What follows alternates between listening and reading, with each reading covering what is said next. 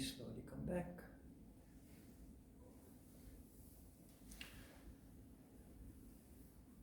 Om. Most people, when they write Om, they write Om. However, in yoga, everything has a meaning and a purpose. This has no purpose, at least not one that I can explain. The proper way to write Om, with understanding of the meaning behind it, is actually A-U-M.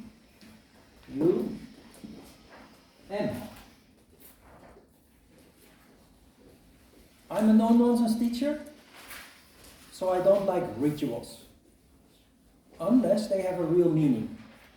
This is one of them. That is why still we sing Om. For the rest, most rituals are symbolical, and if the meaning is not significant, we do not pay attention to them. We like to get to the essence of things.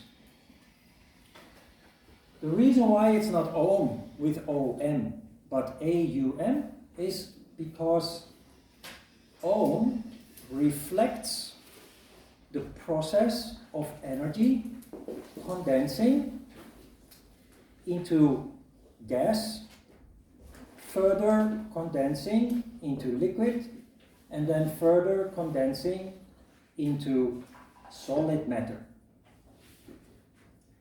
So symbolically, A is the start of creation, while M is the finishing of creation. Now, not only yoga is concerned with this vibration, the vibration of the universe. In the Bible there is a chapter that very mysteriously starts with the sentence, "First there was the Word." That is the chapter of John, if I remember well. The chapter of John starts like that. First there was the Word. Nobody understands that sentence because John doesn't explain. If you understand Om, and that Om is related to the creation of the universe, including human beings on earth, then it starts making sense what John is trying to tell. Last week I already explained that as long as there is harmony, there is pure harmony, there is no condensation of energy towards matter. And so, if there is no condensation, there is no manifestation of matter. No planets, no stars, no organic life in the form of animals and human beings and other organisms. Subtle desire caused a dent. Subtle desire in the Bible is called a sin, eating an apple, eating the forbidden fruit. So the harmony, which we call Brahma, the harmony was disturbed, and a frequency started to occur in the energy, an undulation. Tamas, rajas, tamas, rajas. Remember? This undulation became more and more pronounced, more and more the harmony was disturbed, and in the end, it resulted in the creation of Anu. And Anu is a Sanskrit word for atom. All solid matter exists out of atoms. Your body exists out of billions of atoms.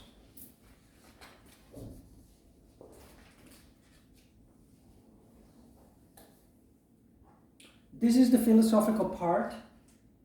We talked about it last time. We don't have to go so deep into that, therefore. But Om is very harmonizing. That is why in the handout also I ask you to participate singing Om after the meditation. Because the more people participate, the deeper the resonance, the deeper the vibration, and it goes through all your energy channels. It goes through your whole body. If you pay attention, you can really feel that. And the feeling is nice, it feels good. And remember, harmony in Sanskrit is sattva. Sattva is not a fairy tale. Harmony is not a fairy tale or an illusion or a mystery. Sattva you feel as a sense of well-being. A sense of well-being that you get sitting on your cushion or doing yoga exercises in the proper way, hatha yoga, standing still in each pose. But there is a superficial way of obtaining sattva too. And that is by the enjoyment of nice products. Remember last week we talked jokingly about German cars that are 3 times as expensive as cars from other brands, other countries. The reason why they are so expensive, while they still have 4 wheels and a steering wheel, is because they give the owner, every time they drive their car, this nice sense of well-being. Enjoyment leads to sense of well-being. We will come back to that again later. What is important is that you understand that sattva, Om, that is not elusive, it's not mysterious. The vibration has a real impact on you. Now, how do you sing Om? First of all, you have to turn on the sound recording machine. You can watch the video.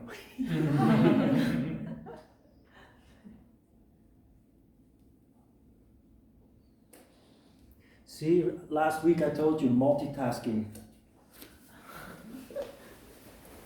Yogis are not good at it, but then men also are not good at it. So here is the proof. So how do you sing Om? Sometimes we have a class, I didn't hear it last week, so really good. But sometimes we have a class where there is 1 or 2 students who don't sing Om correctly, because they sing it from the throat. The sound that comes from the throat is very disharmonious. Listen to the difference.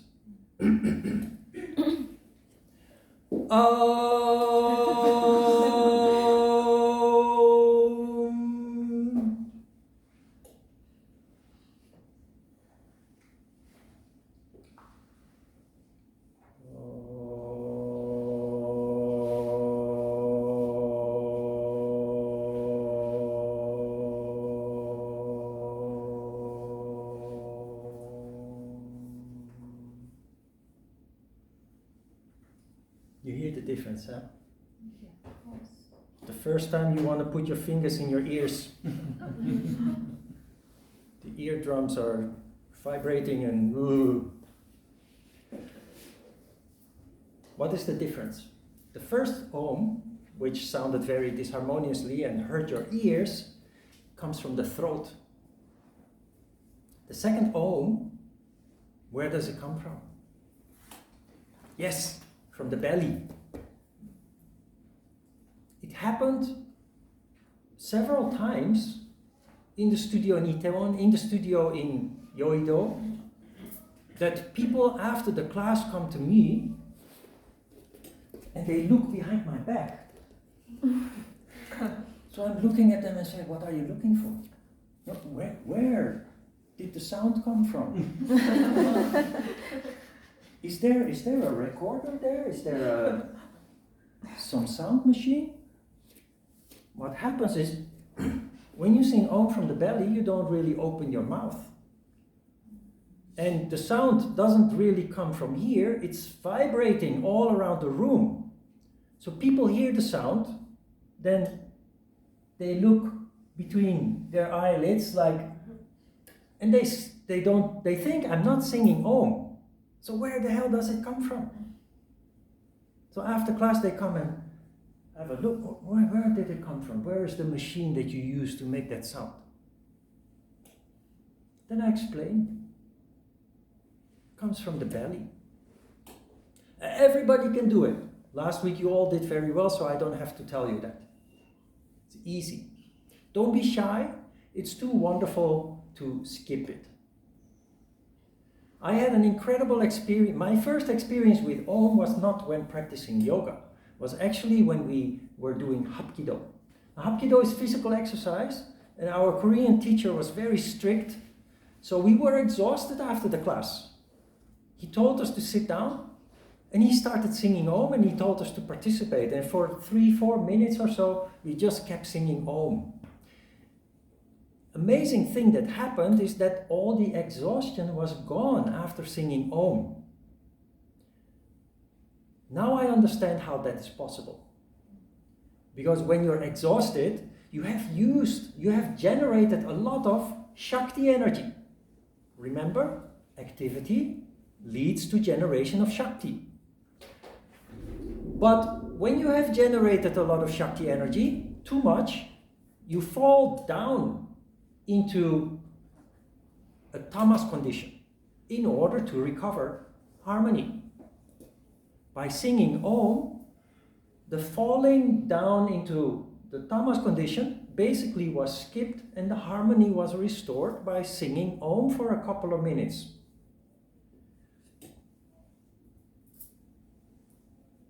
That is an extreme situation.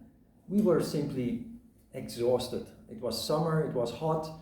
We were training for an hour, losing probably 1.5 liters of fluid through sweating, totally exhausted. Singing Om, totally recovered. Now, maybe you have asked yourself, or maybe it's too early, or maybe you have asked yourself, why do we start with one Om in the beginning of the class? And why do you sing 3 times at the end of the class? Remember, in yoga, we don't do anything that doesn't have a practical purpose. So there is a reason why we do that.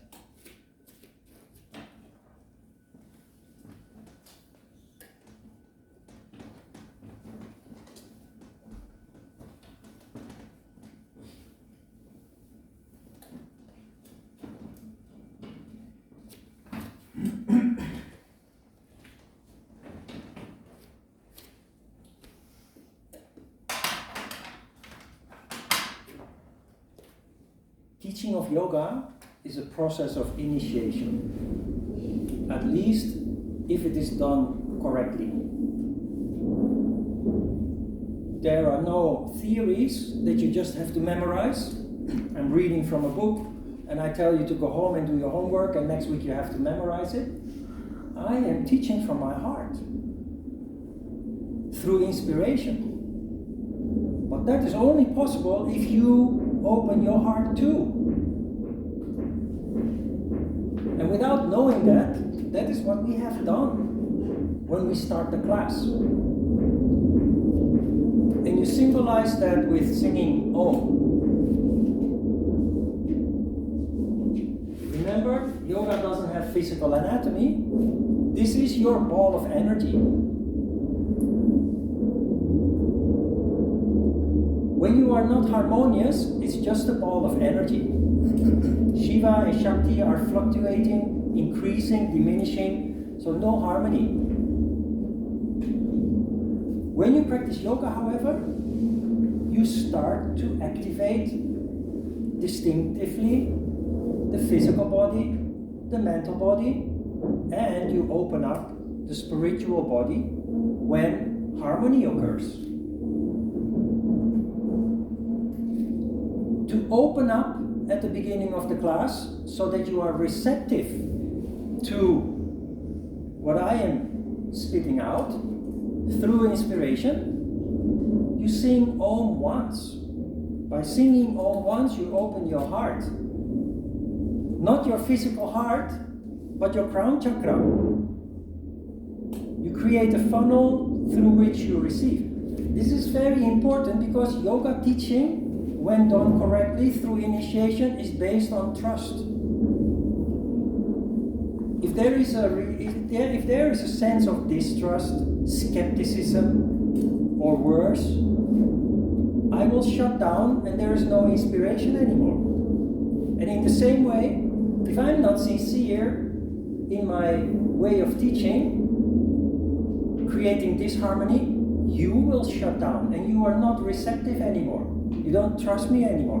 So this is actually, although we actually never talk about it, actually this is a very important part of proper yoga teaching.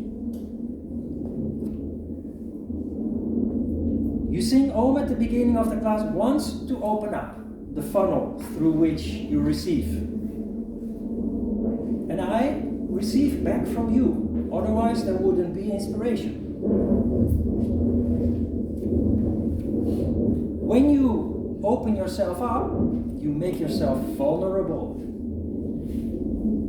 That is why we have the yamas and the niyamas, non-violence, truthfulness, non-stealing, etc. Because if we don't stick to those principles, we will harm each other.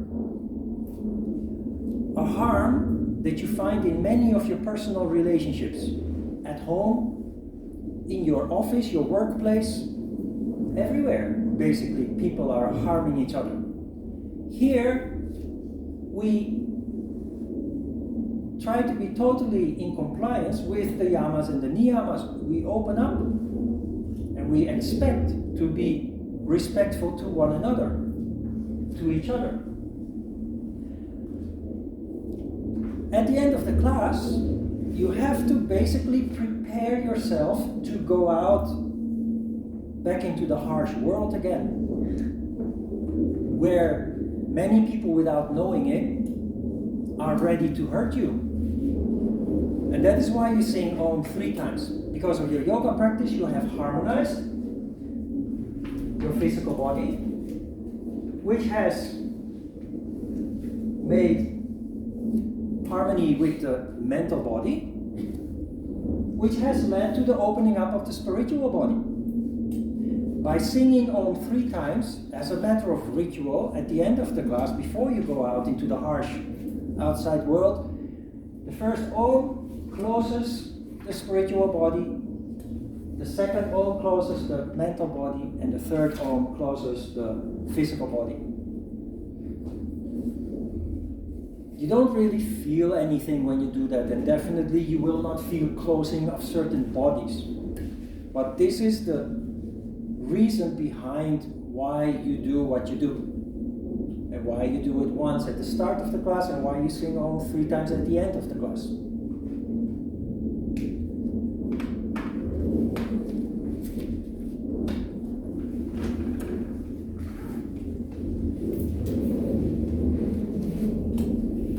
Noisy. There's a construction going on, 3rd, 4th floor. Wow.